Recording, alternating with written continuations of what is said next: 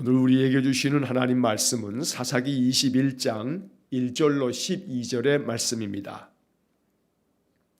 사사기 21장 1절로 12절의 말씀을 봉독하겠습니다. 이스라엘 사람들이 미스바에서 맹세하여 이르기를 우리 중에 누구든지 딸을 베냐민 사람에게 아내로 주지 아니하리라 하였더라. 백성이 베델에 이르러 거기서 저녁까지 하나님 앞에 앉아서 큰 소리로 울며 이르되 이스라엘의 하나님 여호와여 어찌하여 이스라엘에 이런 일이 생겨서 오늘 이스라엘 중에 한 지파가 없어지게 하시나이까 하더니 이튿날에 백성이 일찍이 일어나 거기에 한 제단을 쌓고 번제와 화목제를 드렸더라. 이스라엘 자손이 이르되 이스라엘 온 지파 중에 총회와 함께하여 여호와 앞에 올라오지 아니한 자가 누구냐 하니 이는 그들이 크게 맹세하기를 미스바에 와서 여호와 앞에 이르지 아니하는 자는 반드시 죽일 것이라 하였습니다. 이스라엘 자손이 그들의 형제 베냐민을 위하여 뉘우쳐 이르되 오늘 이스라엘 중에 한 지파가 끊어졌도다.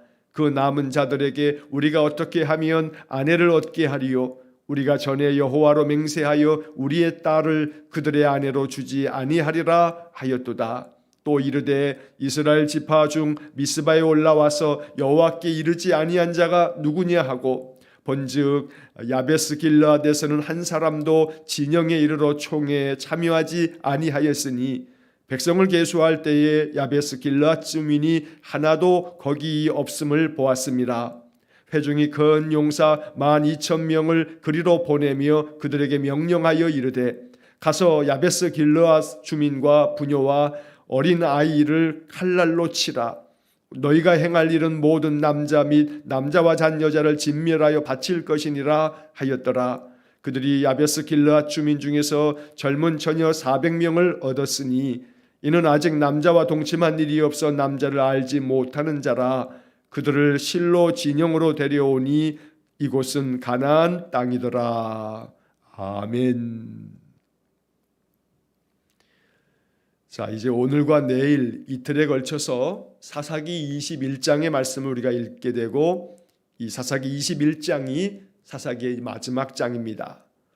자, 이 사사기 21장은 19장과 20장과 또 21장까지 계속해서 이어지는 이야기입니다. 우리가 계속 이 말씀들을 본 것처럼 베냐민 지파에 있는 기브와 성읍 사람들이 또 그 안에 있는 불량배들이 바로 한 레위 가정의 그 첩을 죽음으로 내몰면서 벌어지게 됐던 지파 간의 이 싸움과 전쟁. 그래서 결국은 베냐민 지파 사람들이 그 기브와 성읍 사람들을 두둔하면서 그 불량배들을 내놓지 않음으로 말미암아 싸움이 벌어지게 되는데 이스라엘의 11지파와 베냐민 지파가 이 싸움을 벌이는 겁니다. 우리가 앞서서도 며칠 동안 본 것처럼 두 번은 베냐민 지파가 승리합니다. 40만의 군대를 이끌고 왔지만 15배나 되는 그러한 군사력을 가지고도 이 이스라엘 총회에 모였던 11지파는 베냐민 지파를 이겨내지 못했습니다. 세 번째 싸움에 이르러서야 그들이 큰 승리를 거두면서 베냐민 지파가 거의 멸절 수준으로 죽임을 당하면서 이 베냐민 지파가 이스라엘 지파 안에서 완전히 사라질 그런 위기에까지 몰렸던 겁니다. 자, 이제 그러면서 이제 21장으로 넘어오면 21장 1절의 말씀에서 이스라엘 사람들이 미스바에서 맹세하여 이르기를 우리 중에 누구든지 딸을 베냐민 사람에게 아내로 주지 아니하리라 하였더라. 이 모든 전쟁을 다 마치고 난 다음에 이스라엘 이 11지파 사람들은 다시금 미스바에 모여서 맹세합니다. 사실 이 맹세가 문제입니다. 맹세를 통해서 그들은 뭐라 하냐면 우리 중에 누구든지 딸을 베냐민 사람에게 아내로 주지 아니하리라. 앞서서 우리가 20장 47절을 보게 되면 이 세 번째 전쟁에서 이 베냐민 지파가 거의 패하게 됐지만 한 600여 명의 사람들이 도망을 쳤다 하는 이야기가 기록되어 있습니다. 그래서 이제 이스라엘 사람들은 결코 베냐민 지파 사람들에게는 우리의 딸을 내주지 말자라고 이렇게 맹세하였던 겁니다.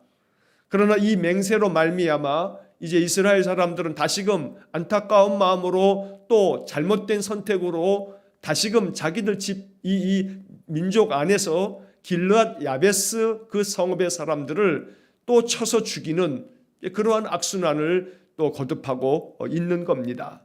자, 2절 말씀에 보면 백성이 베델에 이르러 거기서 저녁까지 하나님 앞에 앉아서 큰 소리로 울며 3절 이르되 이스라엘 하나님 여호와여 어찌하여 이스라엘에 이런 일이 생겨서 오늘 이스라엘 중에 한 지파가 없어지게 하시나이까 하더니 사실 이 이스라엘 백성들의 이 탄식과 이 눈물은 진심 어린 마음에서 하나님 앞에 드려져야 할 참된 회개의 마음이 아니었습니다. 거기서 저녁까지 하나님 앞에서 앉아서 그들이 큰 소리로 울었지만 이어지는 3절 말씀에 보면 이 개역개정 성경의 번역이 참 잘 되어 있습니다. 여기에 그들의 마음이 잘 담겨 있는 듯합니다. 이스라엘의 하나님 여호와여 어찌하여 이스라엘에 이런 일이 생겨서 오늘 이스라엘 중에 한 지파가 없어지게 하시나이까. 여호와 하나님 어찌하여 한 지파가 없어지게 하신 겁니까?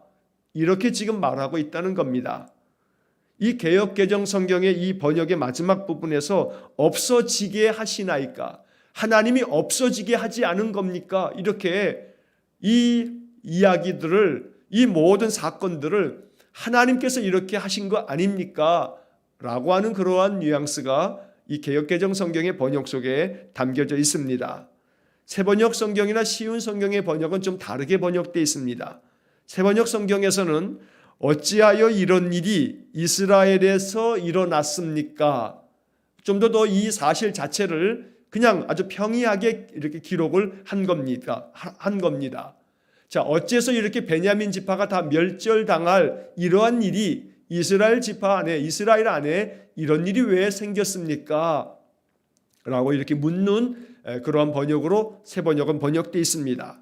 그러나 개역개정 성경의 번역처럼 이스라엘 사람들의 그 마음 안에는 하나님께서 이 모든 이 일들을 통해서 한 지파가 없어지게 하셨으니 어찌하여 이렇게 한 지파가 없어지게 하시나이까? 라고 마치 이 모든 것들을 하나님 탓으로 돌리는 듯 그들의 마음이 그렇게 탄식하고 있었던 겁니다. 자, 그와 함께 이제 4절에 보면 이튿날 백성들이 일찍이 일어나서 이 베델에서 한 제단을 쌓습니다. 그리고 번제와 화목제를 드렸습니다.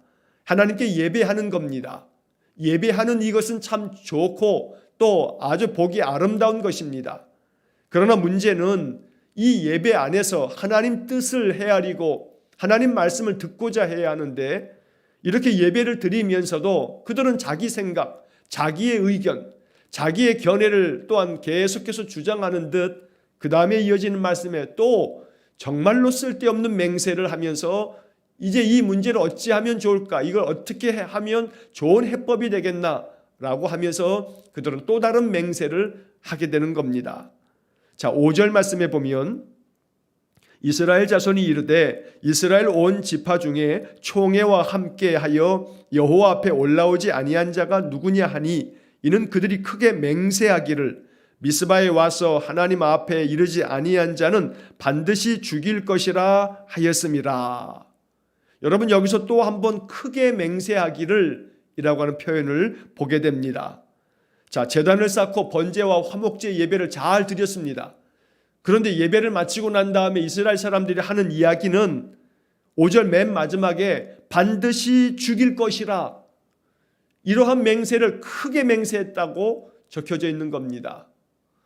예배를 다 드리고 난 다음에도 역시 이스라엘 사람들의 마음속에는 반드시 이스라엘 온 지파가 총회로 모여서 베냐민 지파에 대해서 징계하기로 결정하고 함께 싸움에 나아가기로 이렇게 할 때에 이 총회에 함께 올라오지 않은 사람들이 누구냐? 이 사람들은 찾아내서 우리가 반드시 죽일 것이다 라고 이렇게 결정하고 있다는 겁니다. 그러면서 크게 맹세하였다라고 하는 이 표현은 그들이 이 결의를 얼마나 단단한 의지를 가지고 결정했는지를 보여주는 그런 말씀입니다.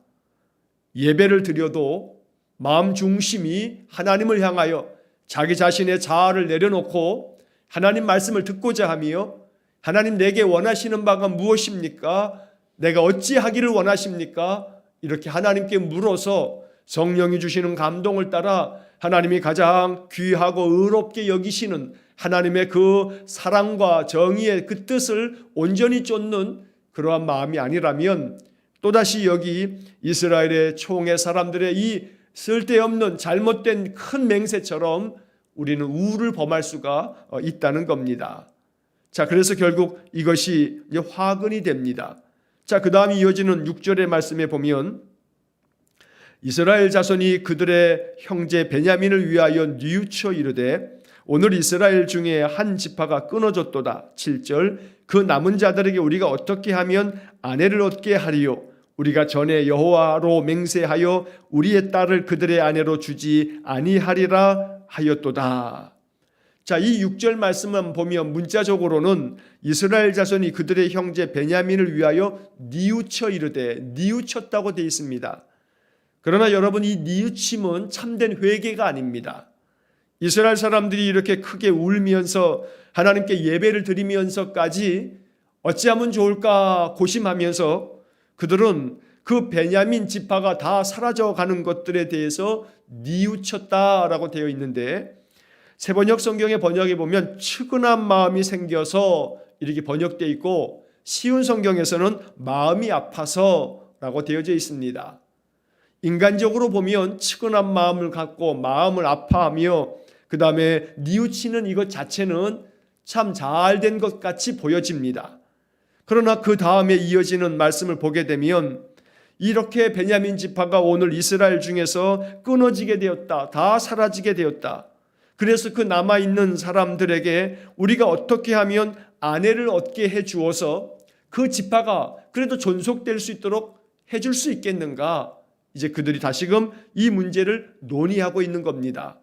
그런데 그들의 발목을 잡는 것이 있습니다.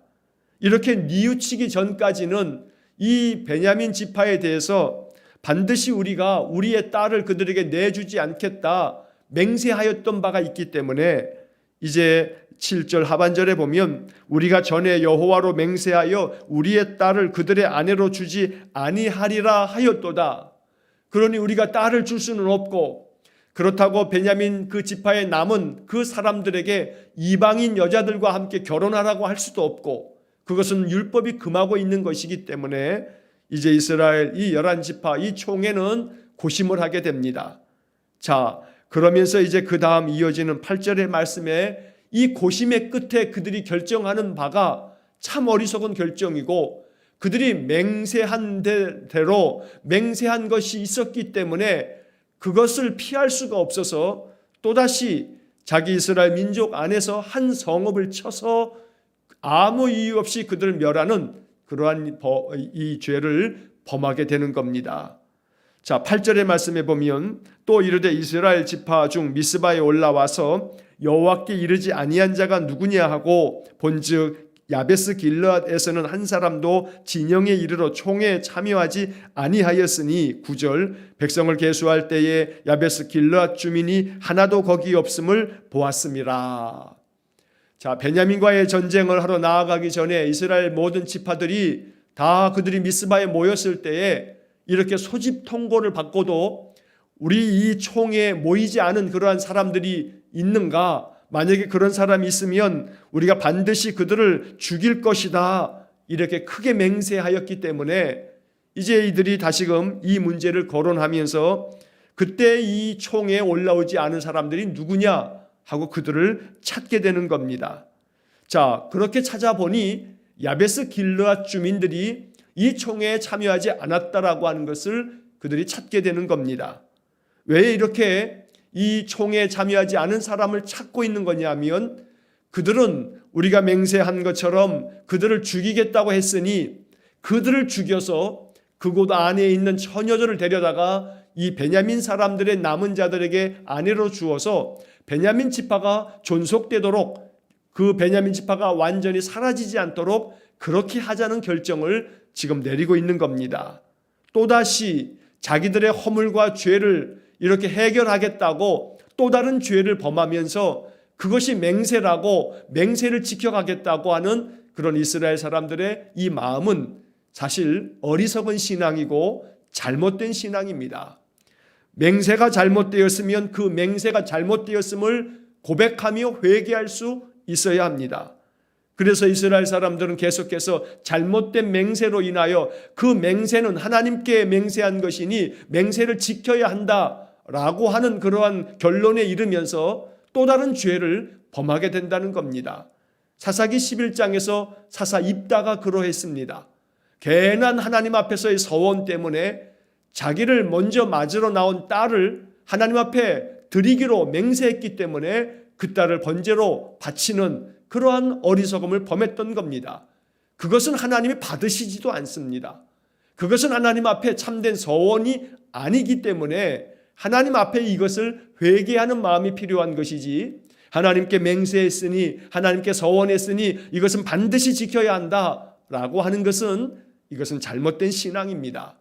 하나님 앞에 맹세하고 서원하였어도 이것이 내가 잘못되어진 것이라면 하나님 앞에 진심으로 회개하는 마음이 이것이 하나님의 뜻에 합하다는 겁니다. 이러한 이야기를 우리 매일 성경 왼쪽에 보면 그 해설에 참 잘 해설되어져 있어서 제가 그 부분을 한번 읽어드리겠습니다. 참된 회개는 잘못된 맹세를 철회하는 것일 텐데 종교적 위신을 굽힐 줄 모르는 이스라엘은 더 심각한 악으로 치닫습니다. 맹세를 지키기 위해 딸을 희생시킨 입다처럼 그들에게 맹세란 하나님과 상관없는 인간적인 체면과 자존심일 뿐입니다. 이 해설이 이 상황을 잘 해설해 주고 있습니다. 그들 앞에서 그들이 행한 맹세는 하나님과는 관계없는 자기 자신들의 체면과 자존심에 불과하다라고 하는 것이 참 옳은 말입니다.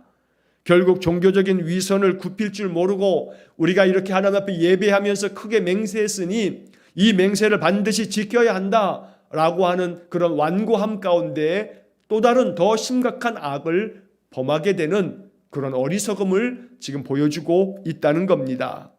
자, 그래서 이 야베스 길르앗 사람들이 우리 총회 모이라고 하는 그 모든 것들을 다 무시하고 참여하지 않았으니 그들을 멸하여서 그들에게 용사 12,000명을 보내서 그들 안에 있는 모든 자들을 다 죽이고 처녀들을 붙잡아서 그들을 데려다가 베냐민 지파 사람들에게 주어서 베냐민 지파가 아내를 얻어서 존속될 수 있도록 그렇게 하자라고 이렇게 결정을 했던 겁니다. 그래서 결국 그들이 용사 12,000명을 보내면서 이 길르앗 야베스 길르앗 주민들의 부녀들을, 어린아이들까지 칼로 죽이게 됩니다. 어린아이가 무슨 죄가 있겠습니까? 또 그 땅에 있는 부녀자들이 무슨 죄가 있겠습니까? 남자들과 또 남자들과 함께 사는 그런 여자들을 다 죽입니다. 그러면서 그저 처녀 400명을 끌어다가 그들을 데려가는 그러한 이 만행을 또다시 저지르고 있다라고 하는 겁니다. 자, 참고적으로 여기서 우리가 좀 이해해야 할 것은 야베스 길르앗 사람들은 왜 이 총회에 함께 참여하지 않았는가라고 하는 그런 궁금함이 생깁니다. 여러분이 야베스 길르앗이라고 하는 이 성읍은 요단강 동쪽에 있는 그러한 성읍입니다. 이 야베스 길르앗은 므낫세 지파에 속해져 있는 성읍입니다. 그런데 이 므낫세 지파는 베냐민 지파하고 매우 아주 친밀한 관계를 이어왔습니다. 물론 그 이후에도 마찬가지입니다. 왜냐하면 그 이유가 있습니다. 므낫세 지파와 베냐민 지파는 어떤 점에서 그들의 조상이 하나입니다. 무슨 얘기냐 하면 야곱의 12아들들 중에는 라헬을 통해서 얻은 아들이 둘입니다. 우리가 잘 알듯이 요셉과 베냐민, 이 두 아들은 야곱이 레아나 또 다른 여종에 의해서가 아니고 이 야곱이 사랑했던 라헬을 통해서 낳은 두 아들입니다. 자, 이 요셉과 베냐민이 즉 한 어머니 라헬에게서 태어난 형제들이라는 겁니다. 자, 그리고 난 다음에 요셉은 아들을 둘을 낳는데 므낫세와 에브라임을 낳게 됩니다. 야곱은 이 므낫세와 에브라임 그 손자들에게 축복할 때에 이 아들들은 내 아들이라 하면서 므낫세와 에브라임을 야곱의 아들로 받아들이게 됩니다. 그래서 이스라엘 지파 안에 요셉 지파가 있는 게 아니고 요셉의 두 아들인 므낫세 지파와 에브라임 지파가 있는 겁니다. 자, 그러면 이제 따지고 보면 이제 므낫세, 에브라임, 베냐민은 바로 한 어머니 라헬을 통해서 나온 그러한 지파들이라는 겁니다. 자, 이러한 연유 때문에 바로 베냐민 지파와 므낫세 지파는 다른 지파들과는 달리 아주 친밀한 관계를 이어왔던 겁니다. 자, 이것이 나중에도 계속되어집니다. 오늘 이 사사시대가 지나고 이제 사무엘상에서 왕정시대가 시작될 때에 사무엘상 11장에 보게 되면 길르앗 야베스 사람들이 암몬 사람들에게 공격을 받습니다. 그래서 이 길르앗 야베스 사람들이 이스라엘 사람들에게 전령을 보내서 우리를 좀 도와줄 자, 우리를 좀 구원할 자가 없겠느냐고 묻게 될 때, 그때 베냐민 지파에 속해 있는 기브아 출신인 사울이 이 소식을 듣고 분노하여서 많은 이스라엘 사람들에게 군대를 다 소집해달라 해서 군대를 모아서 암몬 사람들을 침으로써 이 길르앗 야베스 사람들을 도와주는 이야기가 나옵니다. 그래서 사무엘상 11장에 보게 되면 바로 이 사울, 이스라엘의 첫 번째 왕이 되는 이 사울이 기브아 사람이라고 적혀져 있는 겁니다. 여러분, 기브아 사람이 누굽니까?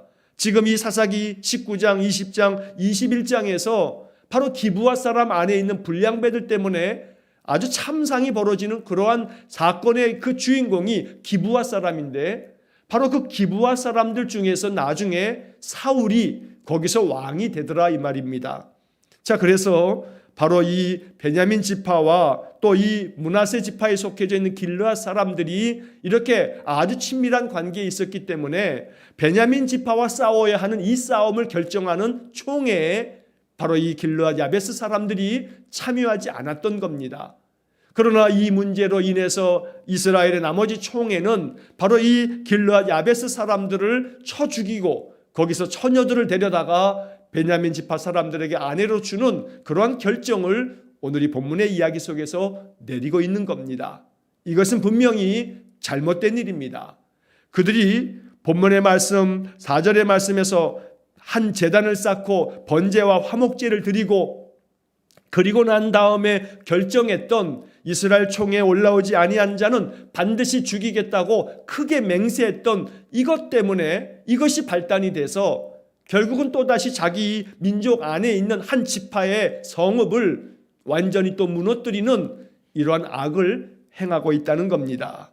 그러므로 오늘 이 21장의 말씀은 이스라엘 사람들의 끊임없이 반복되는 악순환, 헛된 맹세를 하고 헛된 서원을 하고 이것을 바로잡기 위해서 회개하기보다는 자기들의 자존심, 자기들이 맹세한 것을 지켜야 한다라고 하는 그런 체면 때문에 또다시 또 다른 악을 범하는 그런 모습을 이제 사사기 21장의 마지막 부분에서 또다시 보여주고 있다는 겁니다. 그래서 이러한 말씀을 통해서 우리는 영적 교훈을 얻게 됩니다. 하나님 앞에서 참된 예배는 하나님의 뜻을 묻고 하나님 뜻 안에서 순종하는 것이 이것이 참 예배입니다. 이들이 이렇게 제단을 쌓고 번제와 화목제를 드리고 난 다음에도 다시금 자기들이 생각하는 자기의 소견에 옳은 대로 행하면서 그것을 크게 맹세하는 이러한 모습은 참 예배가 될 수 없다는 겁니다. 여러분 5절 말씀에 보면 이스라엘 자손이 이르되 라고 이렇게 시작을 합니다. 바로 그 앞에 4절에서 한 제단을 쌓고 번제와 화목제를 드렸더라. 그 다음 5절로 이어지면서 이스라엘 자손이 이르되, 개역개정은 이렇게 번역이 됐습니다. 그런데 새번역 성경에는 아주 중간에 의미 있는 그런 접속사 하나가 나옵니다. 자, 이 5절을 시작할 때 새번역은 이렇게 시작합니다. 그런 다음에 이스라엘 자손은 이스라엘 모든 지파 가운데서 어느 지파가 주님 앞에 모인 그 총회에 참석하지 않았는지 알아보았다. 자, 5절을 시작하면서 새번역 성경은 그런 다음에 라고 하는 이 접속 부사를 사용함으로써 바로 그 4절과 5절이 이렇게 이어져 가고 있는 것을 우리에게 알려줍니다. 한 제단을 쌓고 번제와 화목제를 드리고 그런 다음에 이스라엘 자손들이 이 총회에서 결정한 것이 총회에 올라오지 않은 자를 반드시 죽이겠다고 결정했다는 겁니다. 그런 다음에 예배를 다 드리고 난 다음에 번제와 화목제를 드리고 난 다음에 하나님 뜻에 순종하기보다는 자기들이 생각하고 자기들이 판단하는 대로 사사기의 말씀대로 한다면 자기의 소견에 옳은 대로 자기 고집을 굽히지 아니하고 자기 자존심과 자기 체면에 이끌려서 또다시 하나님의 선한 뜻보다는 자기들의 어떤 의견대로만 행동하고 맹세하고 결정하는 바로 이러한 모습은 우리가 이 말씀을 보면서 정말 깊이 깨달아야 할 영적인 교훈이 되는 말씀인 겁니다. 그러므로 하나님 앞에서 온전하고 바른 예배는 내 체면과 내 자존심과 나의 자아까지도 하나님이 말씀을 통해서 내게 주시는 그 감동이 이 모든 것들을 굴복시켜서 하나님께 순종하는 것이라 한다면 그렇게 행하는 거, 하나님 말씀 앞에서는 나의 자존심도 체면도 그 어떤 완고한 고집도 꺾을 줄 아는 그러한 겸허하고 겸손한 마음, 이렇게 살아가는 것이야말로 하나님 앞에 드려지는 참 예배가 된다는 것입니다. 오늘 이 사사기 21장 12절까지의 말씀을 통해서 이러한 영적 교훈을 깨닫고 늘 하나님 앞에 예배할 때마다 찬송하며 기도할 때마다 하나님 주시는 마음이 하나님의 뜻에 합한 마음이고 하나님께서 내게 원하시는 마음이라고 판단되어진다면 나의 자아나 나의 어떤 의견이나 내 생각대로 고집하는 것이 아니라 하나님이 내게 주시는 바른 성경적인 그런 마음이라면 이것을 순종하는 삶을 통해서 하나님의 뜻을 이루어가는 그러한 귀한 믿음의 삶이 될 수 있기를 주의 이름으로 간절히 축원합니다. 기도하겠습니다. 자비로우신 아버지 하나님, 말씀을 읽고 묵상하며 그 안에 담겨져 있는 영적 교훈을 깨달을 때마다 이 말씀 앞에 순종할 수 있는 저희 모두가 되기를 원합니다. 언제나 하나님께 예배하는 그 모든 것들이 하나님께서 기뻐하실 만한 참 예배가 되기를 원합니다. 무엇보다 예배를 통해서 우리의 마음에 주시는 성령의 감동을 따라 순종하기를 원합니다. 내 체면과 내 자존심과 나의 자아가 하나님보다 앞서지 않기를 원합니다. 언제나 하나님 앞에 굴복하며 하나님께 내 뜻을 참으로 낮추어 오직 나의 삶에는 하나님의 선한 뜻이 온전히 이루어지는 그러한 삶이 되어지도록 우리에게 은혜를 내려 주옵소서. 성령께서 우리에게 늘 마음의 감동을 주실 때에 이것이 하나님께서 내게 주시는 의로운 마음이요 또한 선한 마음이라면 언제나 순종하기를 주저하지 않는 그런 용기 있는 믿음이 될 수 있도록 복을 내려 주옵소서. 오늘도 한날의 삶을 주님께 의탁합니다. 월요일 아침을 또 시작하면서 이 한 주간도 하나님께 모든 것을 맡깁니다. 하나님 우리를 도와주시고 임마누엘 우리와 함께 하시는 하나님 되셔서 우리 성도들의 가정과 저들의 모든 산업 위에 하나님의 놀라운 복을 내려 주옵소서.